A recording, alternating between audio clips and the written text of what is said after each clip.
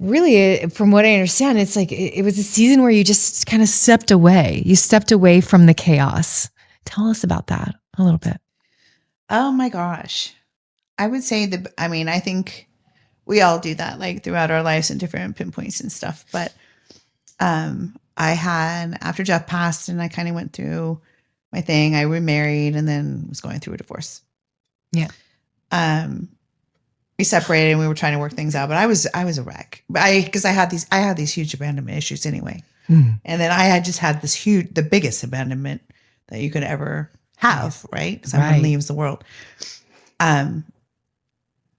So I remember just falling. I fell to the ground after I had been drinking vodka in my bed, crying, going out partying with my friends and just trying self-soothing, laying in bed for days. I just finally just fell to the ground on my knees and prayed and prayed and prayed and prayed and cried. God, please, please help me. Don't abandon me now. Don't abandon me now. And it's funny because I was looking through my Instagram and it said Balm of Gilead and they had a post and I guess I was following them and I didn't even realize I was following them. And I read what they had to say and they said, we do counseling, So I'm like, God spoke to me and I messaged them. Wow. And yeah, Cecilia got back to me like the next day and started this journey of healing, this biblical counseling, intense counseling. She has a book. You follow her book and her pathway. That's how you found Cecilia? Mm-hmm. Wow. Social media. I didn't know. It can be really, really helpful. Yeah, I didn't know. Yeah. That's how I found her. Isn't that this crazy? woman has made an impression on her for the 4 years I've known you. You've spoke about this frequently. Oh, yeah. Yeah, because it was so impactful, so intense. Yeah. And so brought me back to who I think I am. That's beautiful. And who I need to be for me and putting myself, knowing my value. Like I found my value through all of that. Yeah. That's really cool. The session was from your first memory, childhood, all the way up to present. And you wrote letters to everybody that you lost or missed.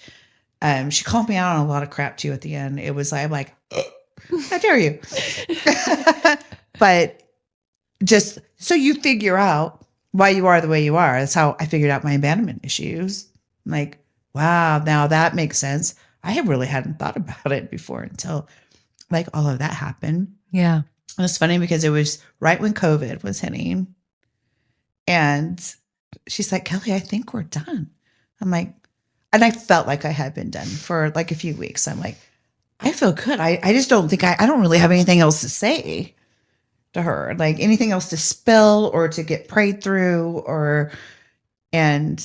but I also thought when she said it, just starting a pandemic, you really think this is a good idea? She's like, you can always call me and we can reschedule. You'll be fine. I'm like, okay. Yeah. That's amazing.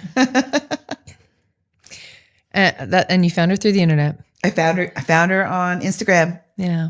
I didn't even know I was following her or the church. I followed like churches and I did biblical scripture, but it just was like so in my face. Yeah. That, I couldn't ignore it. And it led me to this path. God is so good. He works in such mysterious ways. Like, really? You use Instagram? But okay. Feed his sheep. Right? Yeah. That's neat. Yeah. It was, Yeah. That's great. I don't think I ever told you that before. No, I didn't know that. I've heard about her for years and years, and I know she was a great deal of support and help for you, and you lean on it still today. I do. Yeah. Yeah. So that's really cool. Everybody needs something for them. Yeah. And whatever tool it is that gets you through it, that's amazing. Yeah. She told me, Kelly, no men. So she's the one that said no men. Yeah, we didn't go into that a lot about what that meant when you took a break. Yeah. Well, the celibacy thing honestly started, my girlfriend Margaret bet me. I bet you can't do X amount of time. I'm like, now I feel challenged. So I'm sure I've done that amount of time in my life before. But I was always a relationship hopper, and I was never alone. Like, this is the first time I'm like, this is new ground for me. Like, being alone, not having somebody to fall back on. Always have a fallback or five.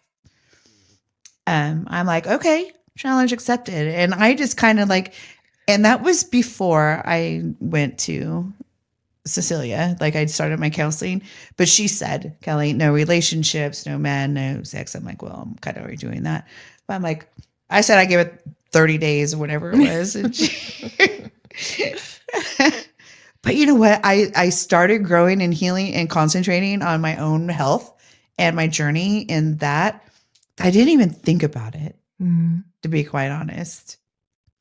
I was just kind of like, In your happy space. in my happy space. My career took off. I was concentrating on my family and God. I was in church. My daughter and I went and got baptized. Like, there was just so much good and joy that I finally had because I just worked past like all this stuff and was so hyper focused that I didn't cool. need it. I didn't miss it. I'm not a prude by any means. But I just didn't miss it and I didn't need it. No. It's like when I met Brian, my husband, he chased me for several months. I was like, no way, no how. Not interested. Like, you're nice, you're cute, made out a little bit. But he was pretty persistent, even when I said, okay, well, we can date and stuff. And I'm like, I don't do that. And yeah, he's patient. He waited. And I appreciated that, Yeah. Like, that's a real man that can, it's not just trying to dive down your pants because, those are a dime a dozen, Yeah. It takes a really good guy to be like, I'm not asking that. I want to know you. Yeah. Who you are. Yeah. I can imagine dynamics change quite rapidly, right? In a relationship when all that, and sometimes you never hear from them again. I've heard that. I know. I've heard rumors. Sometimes you don't want to hear from them. I bet. Sometimes we want to chew our arms off too, Yeah. Like, get me the hell out of here. Yeah. Will he please leave my house? Oh my God, I brought this guy. Oh, dragging him home. No. Oh my gosh. Yeah, that's when you know you had one too many. Shoot, how do I get out of this one?